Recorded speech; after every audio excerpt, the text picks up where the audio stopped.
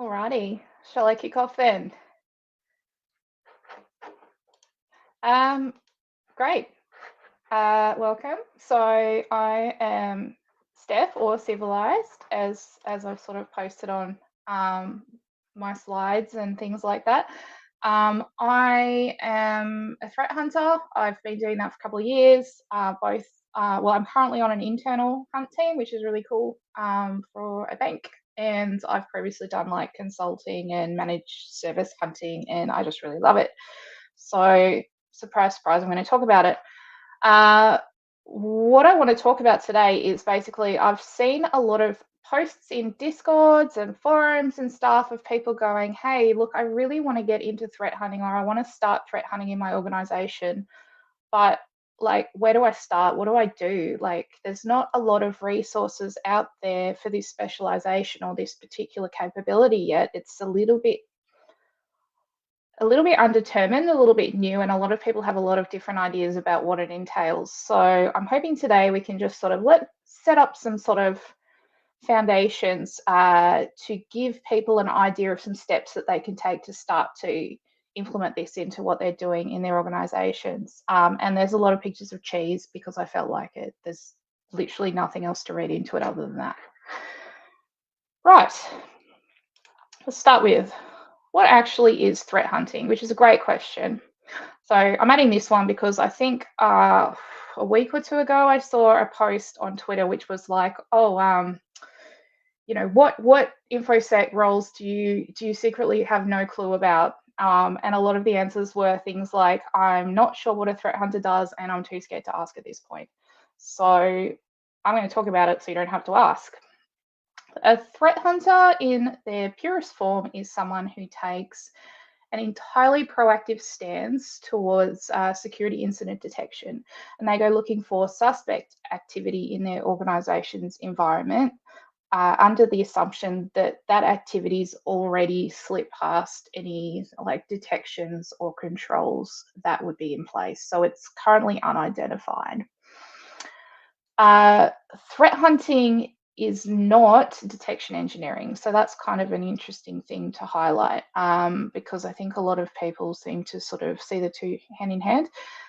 It mostly focuses on the space where I guess for now it doesn't make sense to try and build out a robust detection rule.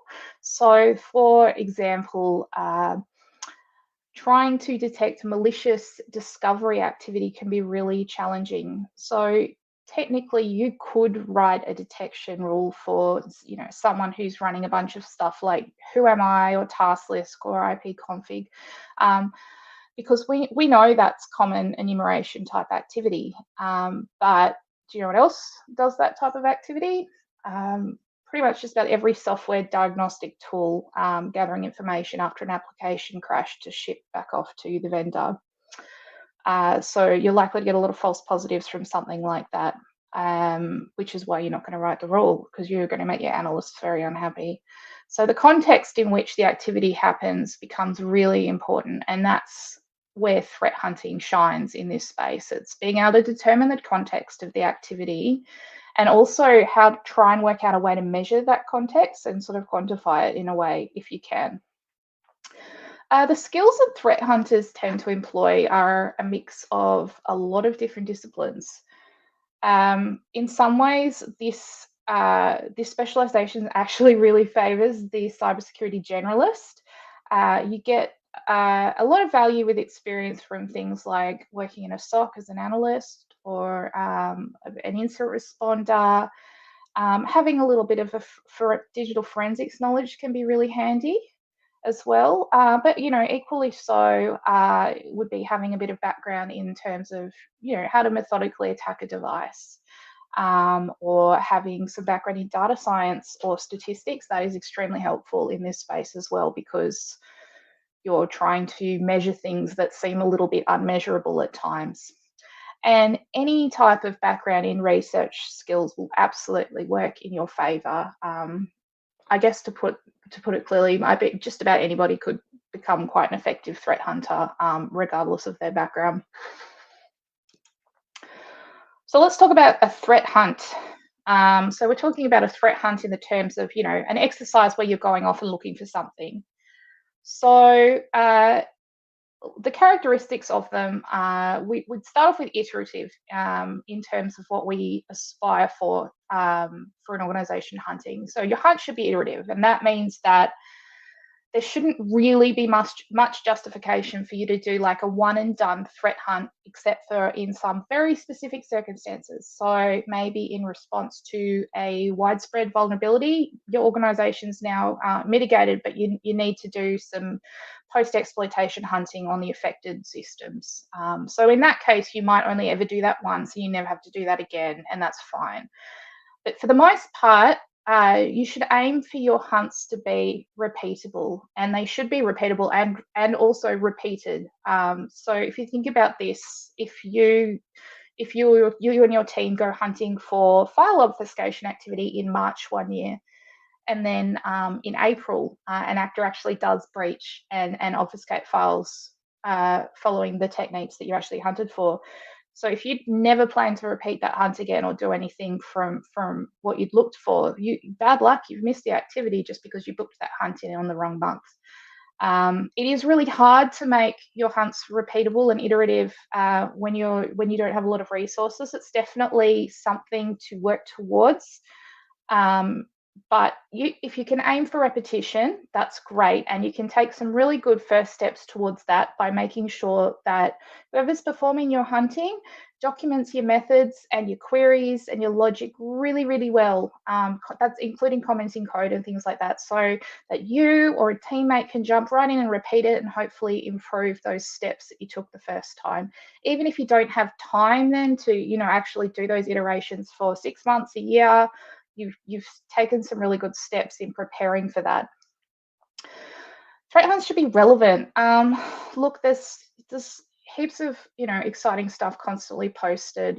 Someone's found some wacky way to put a backdoor in something, or some insanely strange way of exfilling information or something like that, and that's really cool, and it can be really cool to hunt for it. But it's important that you allocate your efforts properly in a way that makes sense to your organization. So I would say that, certainly from my experience, planning takes up more time of a threat hunt than actually performing the hunt does. The research and making sure that it makes sense, and that I'm looking for things that make sense to the organization and make sense to the systems that we've got and make sense to the threat landscape.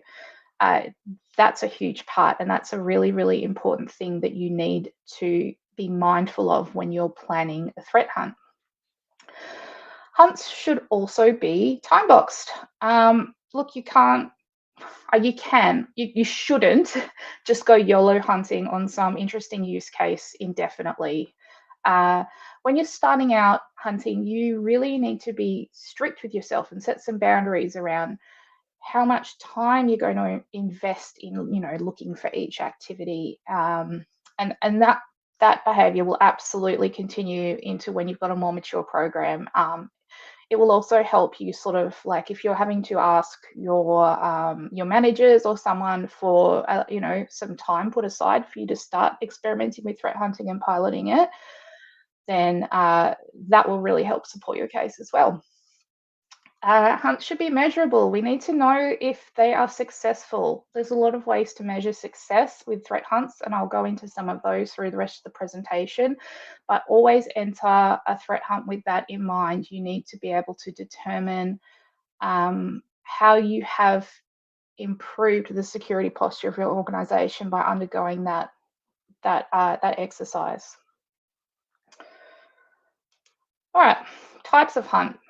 I'm going to preface this by saying you do not need to, a lot of hunts are a mixture of all of these things, but this is kind of like the pillars of where they come from. So let's get into it.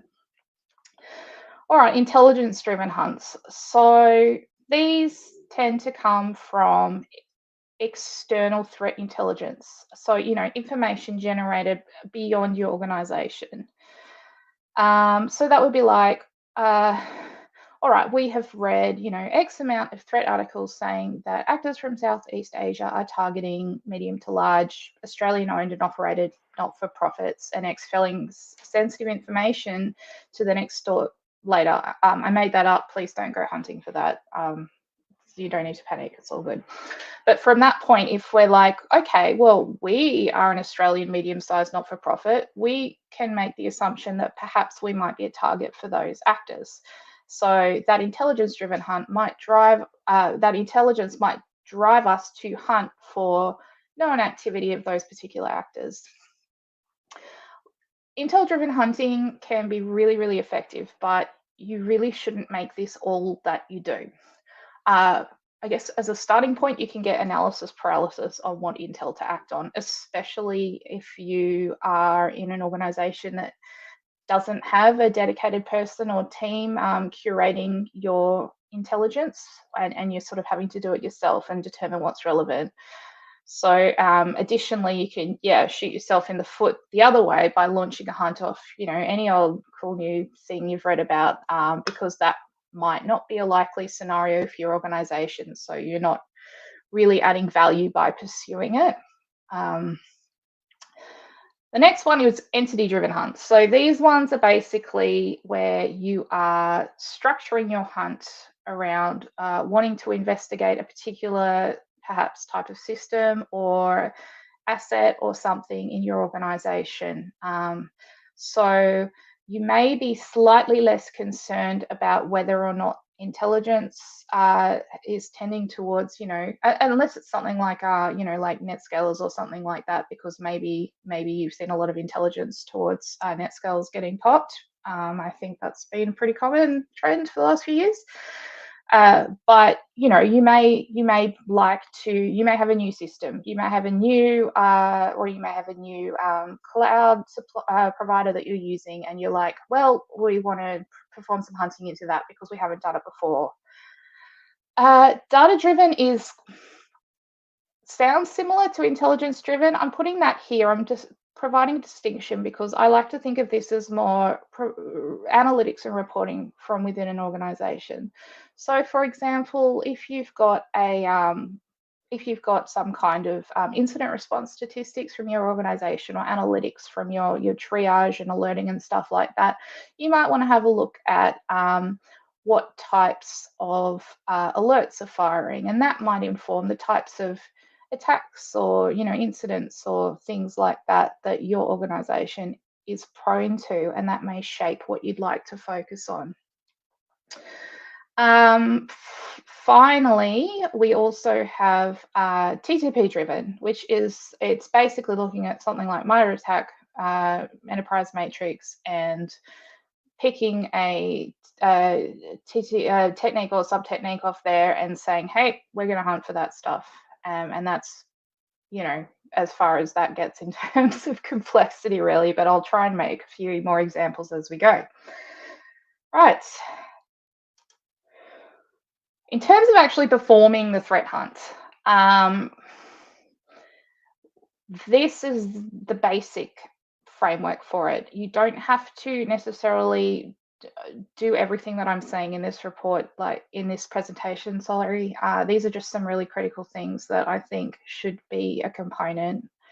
The first thing that you want to do as a threat hunter leading an exercise is you want to form one or more hypotheses. So that means basically assuming a scenario or a belief. So we often hear practitioners say, assume you've already been breached. So in threat hunting, we take that advice very literally. That belief could be something like, we will assume that APT Stinky Bear has breached our perimeter and has established persistence in our environment. And so the hypothesis that you form is generally in line with one of the types of hunts previously talked about. So that could be, for example, that would be an intelligence-driven hunt. We're hypothesizing that we are impacted by this APT, and so then that's going to dictate our research into what we want to look for and what we want to hunt for. The components of the hypothesis would be things like finding examples of this type of activity in the wild, understanding the technology stack a little bit better, all those sorts of things. Understanding, I would say, oh, this is a very critical one actually that I forgot to write down, but I will mention, understanding what your own data sources are. We can only hunt with what we've got. In threat hunting, we often need to make make the best of the information we have available to us or can obtain. And we sometimes have to get a bit creative, but being really aware of what data you have available to you and the quality of that data is a very, very critical component of the research step. Right, once you've got all that information, you want to scope your hunt. So that would be looking at things like time boxing it, limiting it to specific systems. If you're doing something like a TTP hunt, you might say, I suppose you're looking at, C2 communications that you're hunting for. Maybe you're like, well, we're not going to look at mail protocols. That's fine, but you need to determine that and make sure that you have that stated so that it's very clear why you're not doing it, so that the exclusion is very explicit. I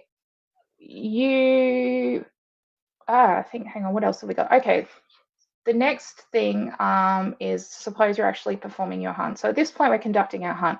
If you find something interesting, there are two things that you should do with it. One, you need to prove your hypothesis wrong.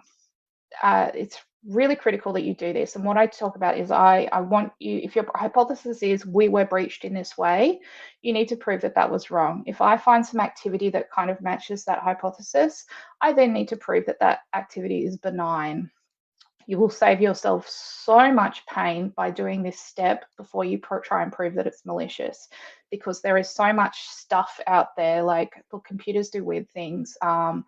And there is so much stuff that looks insanely dodgy that is actually super benign, and you need to try and prove that it is. And your incident responders who you escalate to will thank you, and you will feel way less silly because you won't be sending through bizarre findings that were actually nothing.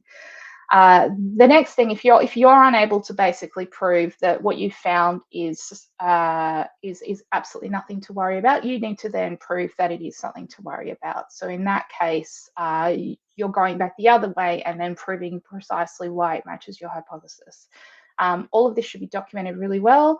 Save all your queries, record all of your queries, make sure that you've communicated precisely what you were looking for, and always challenge your own assumptions. When we're threat hunting, we have to make a lot of assumptions as we cast a wide net, and then we narrow it down, and then we might open it back up again. And throughout the process of this, you'll be making all kinds of assumptions. Make sure you note where you make any of those assumptions, because sometimes we can carry them on beyond a point that they make sense, and it can really skew our results and mess up our hunts. So that's really important. All right, hunt program inputs. Look, let's start with the obvious one we talked about, threat intelligence, cyber threat intelligence. This is always going to be a major contributor to your hunt program, because it informs you really about the threats that are specific to your organization. So yeah, as we said, you might be lucky and work somewhere that has a CTI function or subscribes to tailored threat intelligence services, but more than likely, you're going to need to figure it out for yourself. Don't overthink it too much. Maybe look at things like there's like annual threat reports, threat landscape reports, or industry reports and things like that the big vendors pump out. Check out what's happening in your industry vertical, your country. You make some broad assumptions from there and go with that until your program has kind of more capacity to introduce a more curated threat feed. Critical systems, this is a really interesting one. So there's a few things you want to think about here. One, of course, is you want to be aware of where your organization's valuable information is stored. So that could be your customer database, your company secrets, all the stuff that an attacker might be after at that sort of impact phase of their attack arc. things that might get them some financial or tactical advantage. But you should also think about the systems or environmental components that serve as perhaps access points or facilitators to those other critical systems, places that might be advantageous for an attacker to gain access or persistence. And then finally, maybe you've also got some tech that you've never really spent a lot of time looking at from a detection or defensive security perspective. And so you might want to do some exploratory hunting into that sort of entity to better understand it. So it becomes a little bit critical in that sense because it's just such a big grey area that nobody's really delved into yet. In terms of alert and incident statistics, this can be a really interesting one to try and look at because I wouldn't use this as the be all and end all of informing your hunt program. You can definitely look at what type of incidents you're seeing regularly. If your SIEM or whatever you're using is tagging your stuff according to maybe MITRE tags, that's great. It's an interesting one though, because you're like, well, maybe, it can be very biased towards thinking, oh, well, I'm seeing, all these brute forcing attempts or something like that. So, we've got really good coverage there, but your detections are only as good as what you've got detections for too.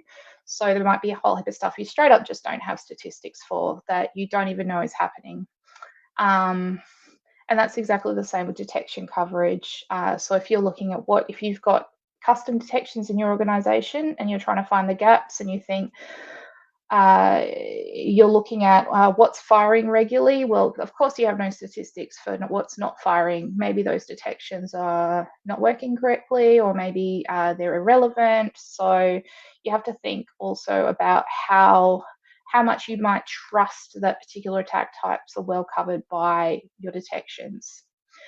The MITRE detect framework could be a really good one to implement here to sort of measure, I guess, across your organization's detections. But that is a lot of work and you might not want to do it. So the last thing here I will mention on about MITRE is potentially MITRE bingo, as some people like to call it. So look, the MITRE attack and detect frameworks are really helpful. They provide a lot of examples of attack types, but they're not complete and they never will be. They're there to guide you and educate you from the perspective of an adversary and what their goals and progress might be. But don't assume that just because you've got a full scorecard from playing MITRE bingo against your detection rules or even against your threat hunt programs that you're covered against every kind of attack, because you absolutely are not. All right, program outputs. Look, obviously the main output of any threat hunting program is going to be the stuff you escalate that you find that's dodgy, but there's a bunch of other things too.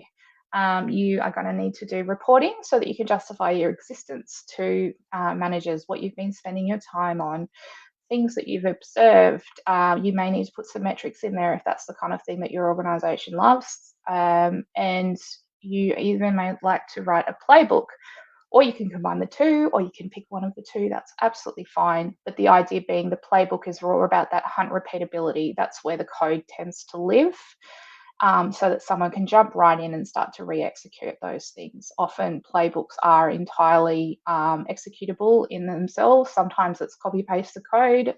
There's a lot of options. And if you do a bit of Googling, you can see different ways that people might put those together.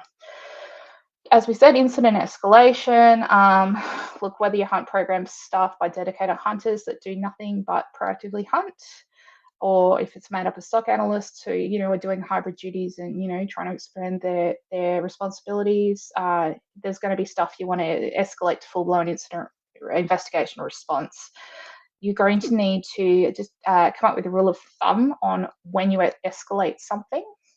And how much you're going to hand over, because it might not be efficient for your hunters to do all the analysis legwork before handing it over to the responders. It might make more sense to get to a certain point and kind of go draw a line in the sand and be like, yeah, this is dodgy enough. Here's what we found. Can you run with this, please? Detection logic. your hunters are going to be really well positioned to help inform any detection engineering function in your organization about ways that they can improve detection logic or introduce new detections. Often hunt queries are, as we talked about, they sort of exist in that space where it's really hard to write definite rules, but sometimes you get lucky. Sometimes you actually end up writing something really clean and with really high fidelity, and you're like, hey, this is like almost production ready. And so you can hand that over, and that's a really valuable output from a hunt program. Visibility gaps, this is massive as well. So this is huge output from threat hunting. So I guess throughout your hunt, you might realize your organization needs to reconfigure which system events are being logged, or maybe you need to put an extra network sensor in because you've got a blind spot and that your other sensors are just not covering it. Because you as a hunter are looking beyond that atomic detection and trying to correlate behavior across time in the network, you are expertly positioned to make assessments on data quality and visibility. And this should absolutely become a core output of your hunt program. So you must make sure, though, that anything you find in terms of visibility gaps is evidenced and demonstrated and communicated, and most importantly, handed over to someone who can action it. Finally, your hunt program is really well positioned to support any sort of red or purple functions, particularly purple functions that you might have going on in the organization. If they're doing some sort of clear box testing into things, you can be extremely helpful at helping them understand the visibility of what the defenders can see into their activity, so that you can actually help them become better offensive practitioners. And in turn, they might do some favors for you, like run some simulations or something, so that you can measure what that looks like as well. So it's a very win-win sort of symbiotic type relationship there. The next slide. Beautiful. These are things that are really tricky with threat hunting that come up, and I want to warn you about them because they hit everyone. The first 3 points I'm going to kind of address collectively, because I think that the answers for each of these kind of apply to each other as well. Knowing when to stop investigating something is really, really hard. And I know this is not just specific to threat hunting. Definitely incident response and forensics crews that I've spoken to have this problem as well. I'll give you some examples of what it looks like in hunt land. So maybe you've been looking for exfiltration techniques and you've not found anything yet, and you started hearing about like people using steganography over outgoing network ports or something in a CTF, and you're like, I'm really desperate, I need to find something, and you've started throwing together some scripts to try and, translate the outgoing ports back into some binary format to see if it's some hidden message. This is probably the point you need to stop and accept a couple of things. First of all, maybe there is nothing there to find. Second of all, going down this path is probably not a valuable use of your time to your organization, unless you have a very specific threat model that says you're at imminent risk of exfil concealed via steganography of outgoing network ports. Third, and this is really, really important, you have done your due diligence. You've got to remember that, because if you think about somebody approaching a time box pen test, they're not going to be able to investigate every single avenue of attack. So that's why stuff like, the OWASP top X test cases exist, so that you can cover your bases and know you've done a decent job of it. And as a threat hunter, you absolutely need to adopt the same mindset. You've investigated likely and relevant hypotheses. You've not found anything. And yes, there is the chance that you've missed something, but maybe you just need to put that on your report as an exclusion or as a directive for a future iteration of that same threat hunt, and then move on to the next thing. Having said this, though, of course, hunting can be really difficult for maintaining morale sometimes, because if you think about it, you're searching for malicious activity that you're not really sure has actually occurred. You're tasked with finding those sneaky attacks that evaded existing defenses, and you'll spend a lot of time not finding anything other than, like administrators doing dodgy shit, basically, or, maybe the odd pen tester doing something. And it can be really, really tiring. And it's absolutely a catalyst for imposter syndrome developing in threat hunters. So for anyone who's, going back, for anyone who's watching who's done some pen testing, that'd be like never finding a vulnerability and then questioning over and over and over if there's nothing there to find, or whether there is something to find and you're just really bad at your job. But imagine that like only 1 in every 10 tests you perform, you find something. So that's what it's like for a threat hunter. Mind you, when you find something, it's generally something pretty serious. So in a way, it kind of adds extra pressure because the stakes are really high to find that serious activity. So yeah, look, measuring your impact as a threat hunter seems stressful. So how do you justify your existence?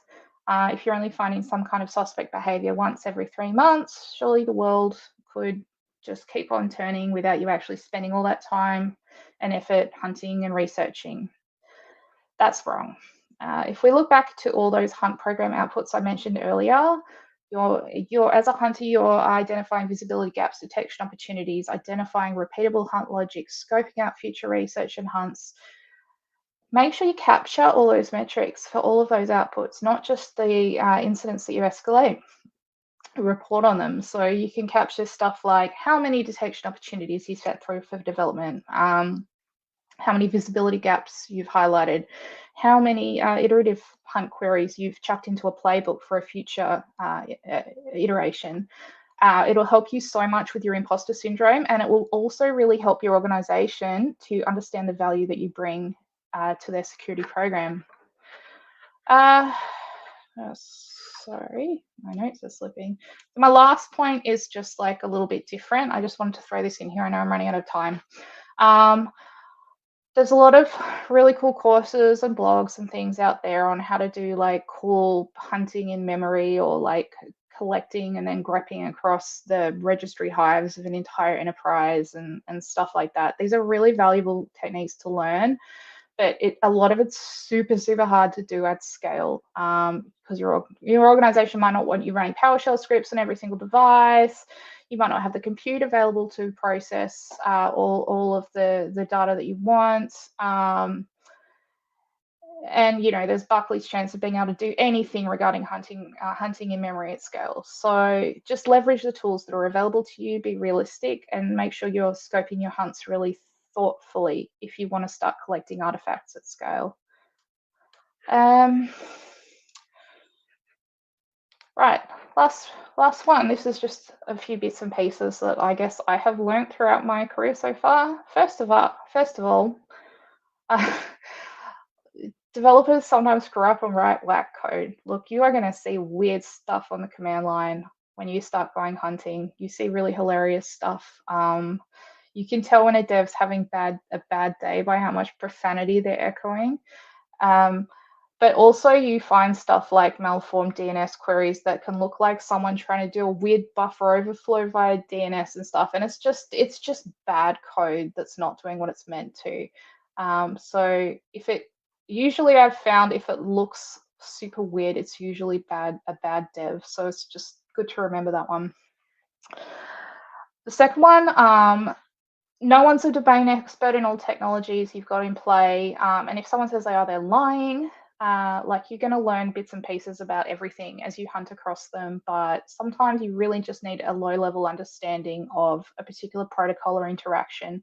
Build your network of subject matter experts, so that you can call up a friend and be like, hey, I remember you wrote this blog post into this particular interaction. I really need to understand it like step by step. Can you talk me through it? So don't burn your technical bridges. That's really important. Remember why you are there to hunt. you're providing a perspective that nobody else in your organization is able to provide because of precisely what you're looking for and how you're looking for it, and the attacker mindset that you're adopting, but also with that really in-depth knowledge of visibility.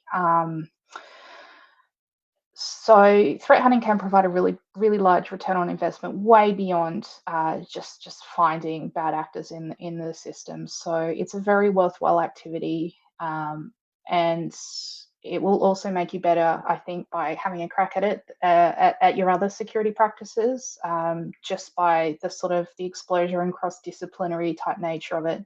And of course, have fun. Like, you should always have fun with it. Look for silly stuff sometimes. Don't make it all too boring. I always try and have fun with it and do a silly hunt every now and then, just to see what I can find, and it keeps things fresh. Right, that's it. That was a lot of talking.